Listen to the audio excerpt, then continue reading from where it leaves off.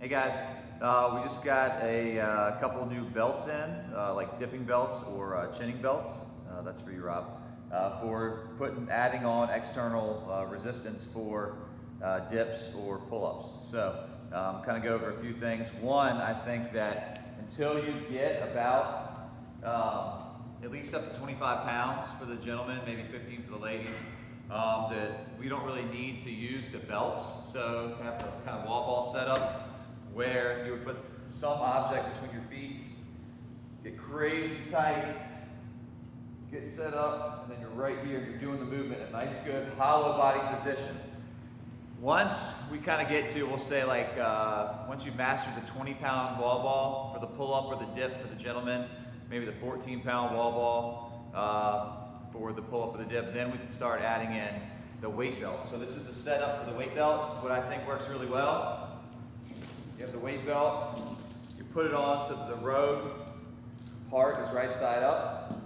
Put it around, you might have to like pull your shirt up, you know, whatever's going on, but basically you're gonna try to use your butt as a little shelf back here.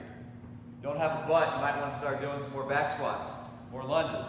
So we're gonna take right side through, feel right-handed, and we're gonna anchor it just like this. If it gets heavy, you can do a nice good squat coming up, and you may want to adjust here. It's probably better if you adjust with your knee still on the ground, get it set up, then you're going to stand. So I'm right here, perfect right here, get set up for my pull up. I still like having a nice good hollow body position, everything's nice and tight. You could even bring your legs up, not the end of the world if you're not in that perfect hollow body position, but this is the kind of the setup right here. It should set nicely. If you're trying to use like a 5-pound metal plate on this, it might not be enough resistance.